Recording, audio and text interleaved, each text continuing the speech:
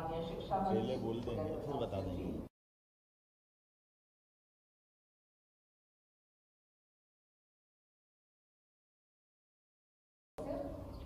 और माध्यमिक शिक्षा मंडल के समस्त कर्मचारी, अधिकारी और यहाँ पर उपस्थित पत्रकार आज का जो परीक्षा फल की जो घोषणा की जाएगी उसमें बस मैं एक ही बताना चाहूंगी, 10वीं का भी और 12वीं का भी तो बहुत बढ़िया परीक्षा मिला।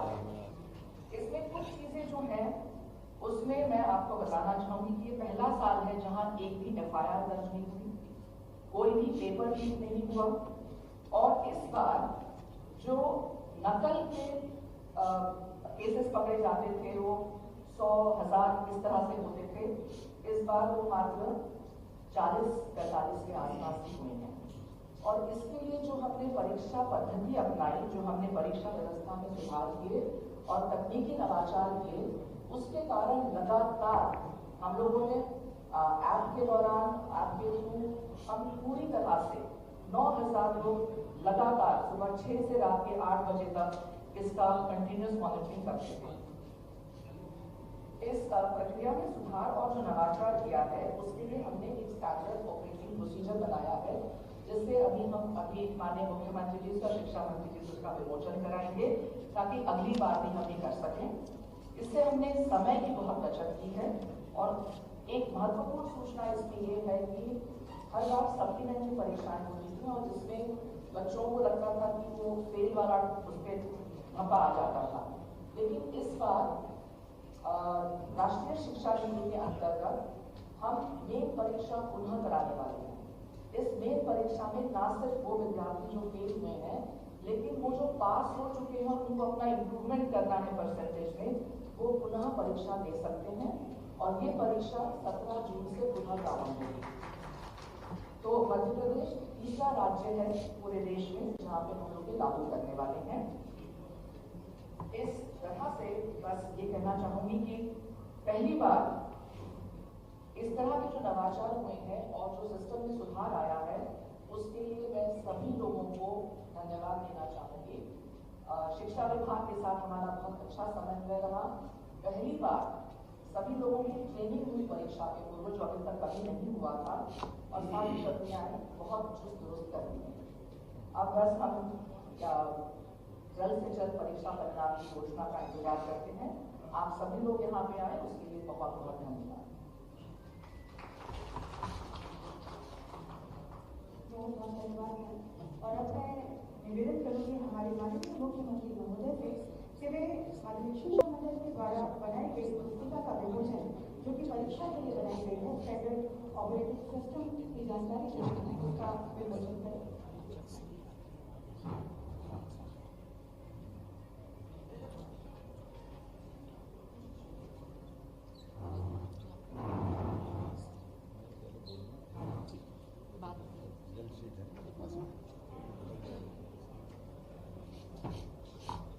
नमस्कार। हाई स्कूल और हाई सेकेंडरी परीक्षा परिणाम के मध्य प्रदेश राज्य स्तर के इस परीक्षा घोषित करने वाले इस कार्यक्रम में मेरे साथ मौजूद माननीय मंत्री, शिक्षा मंत्री श्रीमान राव उदय प्रताप सिंह जी, SES मैडम स्मिता जी, माननीय संजय जी, सचिव स्कूल शिक्षा। आज का दिन बेहद अहम है। 10वीं और 12वीं के परीक्षा परिणाम घोषित कर रहा हूँ। मैं अपनी ओर से सबको बधाई देना चाहूँगा और शुभकामना देना चाहूँगा। सबसे पहले मैं बात उन विद्यार्थियों की करूँगा जो किसी भी कारण से इस परीक्षा परिणाम के घोषित करने से उनको कोई असफलता मिले या वो अगर रुकते हैं, तो मैं उनको ये हिम्मत दिलाता हूँ कि अभी आपके अवसर समाप्त नहीं हुए। अब से नई शिक्षा नीति 2020 के परिप्रेक्ष्य में, जैसे स्मिता जी ने बताया, आपको तुरंत ही दूसरी बार परीक्षा में बैठने का पुनः मौका मिल रहा है। और ये आपकी अब हो सकता है परीक्षा में कई बार ऐसी स्थिति बनती कि हमने सारे प्रयास किए, कभी कोई कारण से, किसी कारण से भी असफल हो गए, तो कोई बात नहीं, दूसरी बार बैठ जाए। ये जो ईयरली एग्ज़ाम होती थी, इस ईयरली एग्ज़ाम का इस साल के बाद ये इतिहास बदलेगा कि अब साल में 2 बार, ताकि पूरा साल खराब ना हो। वैसे ये पद्धति हमारे यहाँ प्राचीन काल से तो लॉर्ड मेकाले के पास इसी प्रकार की पद्धति रही है, लेकिन कोई बात नहीं। यशस्वी प्रधानमंत्री के नेतृत्व में शिक्षा नीति 2020 स्कूल शिक्षा में भी अब जो प्रवेश कर रही है, उसमें ये सारे नवाचार भी जुड़ रहे हैं, जिनमें हमारे बच्चों के लिए अपनी खुद की 6 माह के अंदर ही दोबारा मौका देना, ये मैं विभाग को बधाई देना चाहूँगा। और ये खास करके हमारे लिए लंबी छलांग जब लगाने जाते हैं तो 2 कदम पीछे आ करके लंबी छलांग का भी मौका मिलता है। मैं मान के चलता हूँ अगली बार आप डट जाएं, निश्चित रूप से अगली परीक्षा जब आप निकालें तो पास होंगे। मैं आप सबको शुभकामना देता हूँ और परिवार वालों को भी हिम्मत दिलाता हूँ कि वो अपने बच्चों के साथ खड़े रहें। परीक्षा कई कारण से उस दिन कोई शारीरिक तकलीफ हो जाए, कोई कारण बन जाए, इसका मतलब बच्चे में योग्यता नहीं, ऐसा नहीं। बच्चा इस सुयोग्य है और हमारी हिम्मत से बच्चों की ओर प्रतिभा निखरती है। तो मैं आप सबको भी और खास करके एक बार और अवसर लेकर के उन बच्चों के लिए भी जिनका उनके हिसाब से मार्किंग नहीं हो पाई या वो रिजल्ट में और इम्प्रूवमेंट चाहते थे, ऐसे बच्चों को भी दोबारा मौका मिलेगा। तो आप सबके लिए भी मैं बधाई भी दे रहा हूँ और भविष्य की संभावना के लिए आशीर्वाद भी दे रहा हूँ कि आइए आप सब मिलकर के किसी भी कारण से इस परीक्षा के साथ आपके मन में अगर संतोष नहीं है तो दोबारा भी मौका लेना चाहते तो उत्तीर्ण विद्यार्थियों को भी ये हमारी दूसरी बार की परीक्षा आपको मौका देगी। और इस नाते से मैं माननीय शिक्षा मंत्री को बधाई देना चाहूँगा। हमारा मध्य प्रदेश इस तरह की परीक्षा कराने वाला देश का तीसरा राज्य हो गया, तो मैं अपनी ओर से बधाई देता हूँ। अब मैं उन सफल विद्यार्थियों की तरफ भी देखता हूँ जिनने अपनी मेहनत प्रतिभा से, ज्ञान अर्जन से अपना इस मुकाम हासिल किया। आप सबको बधाई देता हूँ, शुभकामना देता हूँ। आपके लिए भविष्य की बहुत सारी संभावनाएं इंतजार कर रही हैं और आज के इस दौर में बदलते समय में भारत की जो स्थिति बनी है, सभी क्षेत्रों में एक भी क्षेत्र ऐसा नहीं है जहां हम अपनी इस प्रतिभा का, कोई अवसर का अच्छे से लाभ उठाने से चूके।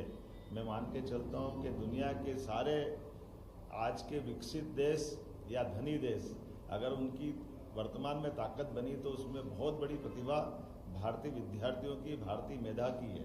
तो मैं आपको बधाई दे रहा हूँ। लेकिन ये और आनंद बढ़ रहा है जब मैं आपको रिजल्ट की तरफ ले जाता हूँ तो बेटियों ने हर बार की तरह फिर बाजी मारी है। सारी बेटियों को मैं बधाई देना चाहता हूँ। 10वीं और 12वीं में मेरिट लिस्ट में जो हम आंकड़ा देख रहे हैं, मेरे पास जो रिजल्ट शीट आई है उसमें बेटियों की संख्या अधिक है और ओवरऑल उत्तीर्ण होने वाली बेटियों की संख्या भी लड़कियों की संख्या का प्रतिशत भी अधिक है।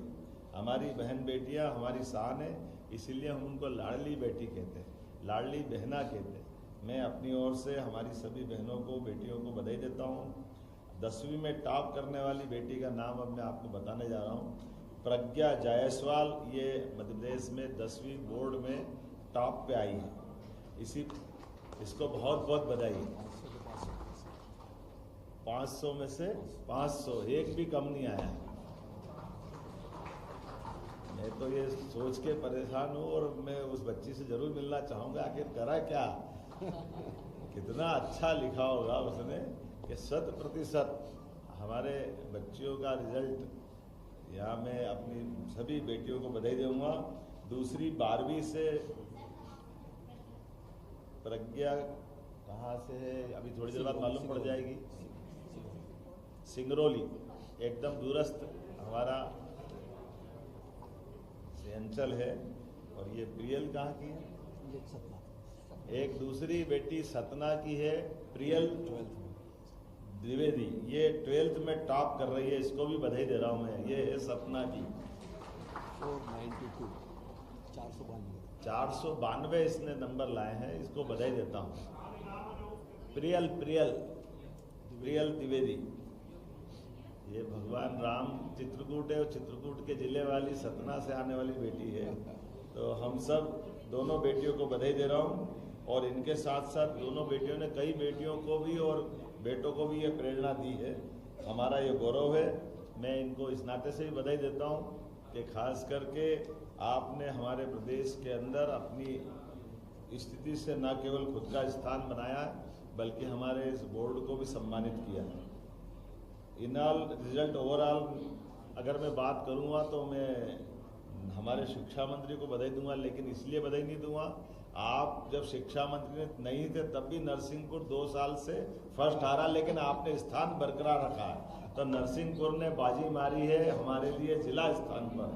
अपने लिए आपको बधाई देना चाहूँगा कि हाई स्कूल में 76.22 अर्थात 76.22% नियमित परीक्षार्थी हाई स्कूल में उत्तीर्ण हुए और 10वीं में नरसिंहपुर जिले के 92.73%, ये हाईएस्ट है किसी जिले का। तो मैं जिले नरसिंहपुर को पुनः बधाई देता हूं, जो लगातार तीसरे साल भी आपने अपना मुकाम हासिल किया। और दूसरी बधाई देना चाहूँगा हमारे आदिवासी अंचल मंडला रानी दुर्गावती का वो गढ़ राजा शंकर शाह रघुनाथ शाह का क्षेत्र में कली मंडला से आया हूँ। मुझे क्या मालूम कि मेरे आने के बाद इतना अच्छा रिजल्ट आता है। तो फिर 89.83 ये मंडला के लिए हमारा 10वीं का रिकॉर्ड बना है। मैं अपनी ओर से एक बार फिर मंडला के सभी प्राध्यापकों को, बच्चों को, सबको बधाई देना चाहूँगा। हायर सेकेंडरी परीक्षा में इनाल परसेंटेज ये मैं उल्लेख कर रहा हूँ कि 76.22, ये पिछली बार से ज़्यादा है। कितना था पिछली बार? 68.1, अब की बार 76.22। तो मान के चलो ये पिछली बार से अच्छा है। और इसी प्रकार से हायर सेकेंडरी में भी बढ़ा है। हायर सेकेंडरी में 64 था, पिछली बार 64 था, अब की बार 10% बढ़ते हुए 74.48 में मान के चलता 74.48% ये नियमित विद्यार्थी उत्तीर्ण हुए। और ये परीक्षा परिणाम पिछले 15 वर्षों में सर्वश्रेष्ठ, पिछले 15 सालों का सबसे बढ़िया रिजल्ट इस बार का है। और इसी में खास बात एक महत्व की है, इसमें फिर नरसिंहपुर आगे रहा है। तो नरसिंहपुर जिले को फिर लगातार तीसरे साल इसी में भी अपनी मुकाम बनाने के लिए बधाई देना चाहूँगा। इसका मतलब है मैं अपने आप में भी गौरवान्वित हो रहा हूँ कि शिक्षा मंत्री बनाए तो अच्छे बनाए, जो पुराने रिकॉर्ड को बरकरार रख रहे हमारे लिए। आज के इस अवसर पर मैं नरसिंहपुर जिले के सभी शिक्षा विभाग के प्रिंसिपल से लगाकर सारे स्टाफ को, सारे बच्चों को बधाई दूंगा। इनाल नरसिंहपुर में हाई सेकेंडरी के लिए 91.91% से ये फर्स्ट पे रहा है। और दूसरी भादवा माता CRPF की नगरी नीमच, इसका 86.34%, नीमच सेकंड रहा है। मैं नीमच के लोगों को बधाई देना चाहूँगा जिनने अपने लिए हायर सेकेंडरी में ये मुकाम हासिल किया। अब लाडली बेटियों के लिए खासकर हायर सेकेंडरी और हाई स्कूल दोनों में आप मेरिट में पहले से आती रही हैं, तो बेटियां और आगे बढ़ो, आपका समय इंतजार कर रहा है। हमारे यशस्वी प्रधानमंत्री के नेतृत्व में और आगे बढ़े। हाई स्कूल की परीक्षा में 212 विद्यार्थियों में मेरिट में, जरा फिर ध्यान से सुनना, हाई स्कूल की 212 विद्यार्थियों के मेरिट लिस्ट में से छात्राएं 144। बधाई देना चाहूँ। जरा छात्रों को चुनौती है, पढ़ने का मौका तो आपको भी मिलता है, लाड़ आपको भी मिलता है, लेकिन बेटियां आपको ये अपनी स्वस्थ प्रतिस्पर्धा में आमंत्रित कर रही, आओ जरा मुकाबला करो, हम आगे बढ़ते हैं या आप आगे बढ़ते हो। लेकिन बाजी तो बहनों ने मारी है, मैं बधाई देना चाहूँगा। और इसी प्रकार से 68 छात्रों ने इसमें अपनी पोजीशन बनाई है, इन सबको बधाई देता हूँ। और ये सर्वाधिक अंक वाली सिंगरौली की बेटी प्रज्ञा जायसवाल, प्रज्ञा ने जैसे पहले बताया 500 में से 500 अंक हासिल किए हैं। ये हमारे लिए, मुझे मालूम नहीं कि पिछली बार में ऐसा कोई बच्चा निकला कि नहीं निकला। कितने साल में कोई बच्चा होगा जो 100% लाया हो? कब आया होगा जरा बताओ भैया, स्कूल शिक्षा विभाग वाले। 500 में से 500 लाए हैं, जरा निकालना डाटा वाटा पुराना, बताना भविष्य में, कोई बात नहीं। इसी प्रकार से हायर सेकेंडरी की 159 विद्यार्थियों की मेरिट लिस्ट बनी और 159 अर्थात 159 में से हमारे 89 अर्थात 89 छात्राओं ने बाजी मारी। इसमें भी बधाई देना चाहूँगा। हमारे लिए हायर सेकेंडरी हो या हाई स्कूल हो, बेटियां उसमें आगे बढ़ती है और 90 छात्राओं ने और 70 छात्रों ने 70 स्टूडेंट ने इसमें अपना स्थान बनाया है। सर्वाधिक अंक वाली सतना की बेटी जिसने 500 में से 492, अभी 492 का भी देखना एक बार क्या रिकॉर्ड है, थोड़ा आंकड़ा देखें, अगली बार ये टेबल बना के लाना पिछले 5-10 साल की। दोनों परीक्षा परिणाम में बेटियों ने सिद्ध कर दिया कि यदि अवसर, समर्थन और आशीर्वाद मिले तो विश्वास बनाए रखने में बेटियां सदैव सफल होती है। मेरी अपनी ओर से बधाई। और ये खास बात केवल टॉप करने की नहीं, ये सामाजिक बदलाव का भी हमें संकेत देती है कि हमारा समाज हमारी बेटियों के साथ, बेटियों को मिलने वाले अवसरों के साथ, और बेटियां अवसरों को अपने क्षमता योग्यता से इक्किसा करने में भी पीछे नहीं रहती है। खास करके एक और महत्व की बात है, हाई स्कूल या हायर सेकेंडरी शासकीय विद्यालयों का परीक्षा परिणाम बताना चाहूँगा, प्राइवेट की तुलना में इस बार फिर बेस्ट रहा है। सभी प्राइवेट स्कूलों की तुलना में हमारे सरकारी विद्यालयों ने जो अपना मुकाम हासिल किया है, ये वो हमारे जैसे पढ़ने वाले सरकारी विद्यालय के विद्यार्थियों के लिए भी गौरव की बात है कि तब और अब में कोई अंतर नहीं आया है।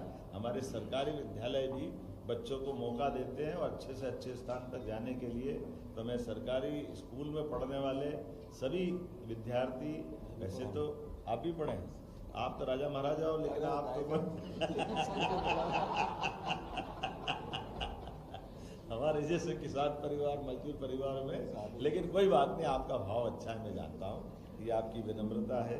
कई बार बड़े आदमी का बच्चा बच्ची भी सामूहिक विवाह में शादी करता है और वो संदेश देता है कि समाज के साथ खड़े हैं। ऐसे में आपने भी ये संदेश दिया होगा। मैं आपके परिवार को नमन करता हूँ, माता पिता को नमन करता हूँ।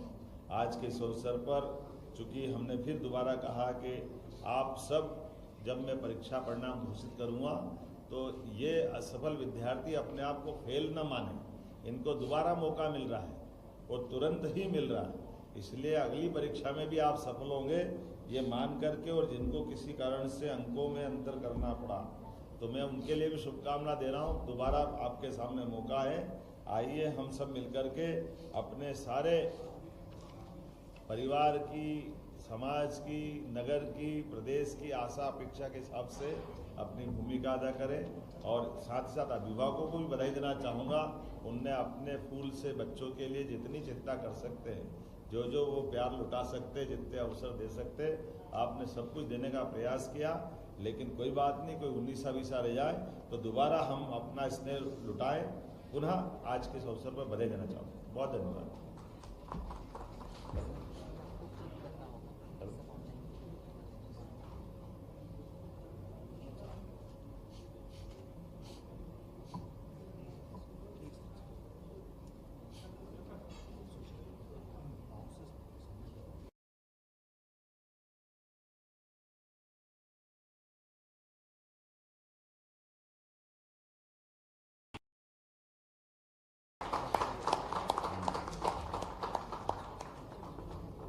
देख लिया अपने आप ने, हमको ले जाने की जरूरत क्या किया होगा बच्ची ने।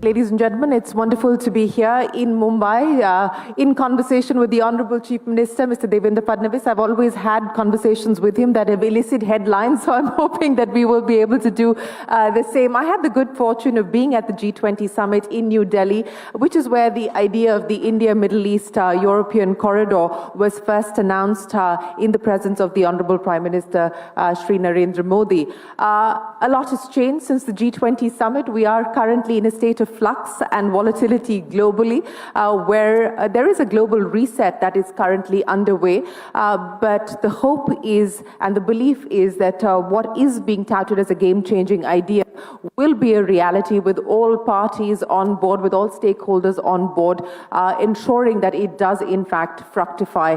But to talk about Maharashtra's aspirations of being the gateway to the India-Middle East European corridor, let me address that question with you, Mr. Fadnavis. You have grand plans of positioning Maharashtra as an infrastructure hub. It's been called the gateway to India, but as part of the IMEC, how do you position yourself? What are you factoring in as some of the things that you could potentially do to your current plans to envisage a future that includes the IMEC? Thank you. First of all, let me welcome everybody to this beautiful city of Mumbai, which is financial, commercial, and entertainment capital of India. And I think Mumbai and Maharashtra has to play a pivotal role in the IMEC corridor, because I think we will be creating an ecosystem which will support this entire idea. And when we talk about our plans to become a $1 trillion economy, I think we are working in several ways. If you can look at our infra push, which we have given in last few years, I think you have seen change Mumbai, and also the entire Maharashtra feels connected now. And I think when we look at the opportunities through IMEC, I think we have a great opportunity to become the logistics capital. We can move a lot of logistics from Mumbai. We actually we are looking at advanced manufacturing. We are looking at agri-tech. We are looking at fintech. Of course, Mumbai is a fintech capital. So I think the clean energy push, the green manufacturing, all these areas I think are very important for us, because they will not only play a major role in making us a $1 trillion economy, but they will be also the drivers of the IMEC corridor. Well, speaking of the drivers for growth and urbanization, infrastructure development, connectivity, as you outlined, are some of the key areas that the government is focusing on. For the benefit of our audience here in the room, as well as for those who are watching on TV and online, Mr. Fadnavis, what is the aspiration in terms of infrastructure development? Is there a number that you're working with that over the next 5 years, this is potentially what you would like to invest as far as infrastructure is concerned, to ensure that you can realize the many dreams that you've spoken of? Absolutely. You see, between 2014 and 2019, we invested somewhere around $30 billion in creating infrastructure. You can see the coastal road, you can see the Atal Setu, you can also see the Samruddhi Highway. There are many iconic projects, the new Mumbai airport, many iconic projects which we built during this tenure. Now we want to do more. So recently, we have tied up with Indian financial institutions to raise a sum of around $50 billion. And in next 3 to 4 months, we'll be tying up with foreign investors to invest into $50 billion more. So there will be a huge push on infrastructure side. We are building a lot of access control roads, airports, ports. Now, you know that the new Mumbai airport will be ready very soon. Now we are building a new airport in Pune. We are also building one more airport in Vadhavan, which will be the third airport of Mumbai. We are actually building a new airport terminal in Shirdi. We are building a brownfield airport in Nagpur. So across Maharashtra, we are building airports. We are building roads. We have already built Samruddhi Highway. Likewise, now we are building one more highway, which is Shaktipit Highway. This will connect Nagpur. It will be from Nagpur to Goa, and it will actually connect the entire, that area of Maharashtra, which is up till now a little backward, to all the major centers of business. And this will actually transform our economy. And we are also actually building a lot of river connectivity projects. So actually, if you look at Marathwada area, which is water stressed, in that area, now we are building a river linkage project by which we'll be bringing 50 TMC water, the water which flows from west flowing rivers, which directly flows into the sea. That entire water will be brought to Marathwada and will make Marathwada drought free. Again, one more project which we are doing is more about urban floods. So we usually every year we have a lot of floods in the area of Kolhapur and Sangli. This entire water we are bringing through diversion canals to Ujni and to Marathwada. So there are huge projects around water, there are huge projects around infrastructure, roads, ports, airports. Again, you know that we are building Vadhavan, which is, Vadhavan is a game changer port. And you see, today, the biggest port of India is the JNPT port. It accounts for 60 to 65% of the container traffic. And this Vadhavan port is 3 times bigger than JNPT. And actually, on its day one, it will be amongst first 10 ports of world. So this port is going to change, the entire way we conduct the business. And we are also integrating entire Maharashtra with this port, because with the Samruddhi Highway, we have actually brought 15 our districts connected to the JNPT port. So the port-led development is now actually expanding beyond Mumbai, Pune or Nasik to 15 new destinations. And now from Samruddhi, we are creating an access control road which is just 100 kilometers to this new Vadhavan port. So from Nasik to Vadhavan, a new road will be created, and that will actually connect at least 17 districts to Vadhavan port. And that will make, this port-led development expand to 17 districts of Maharashtra. So see that we are actually getting us ready for this corridor, so that, once all the signatory countries, they work together and they create this corridor, Maharashtra will be the future ready state. It will be ready to use this corridor. Well, future ready as and when the IMEC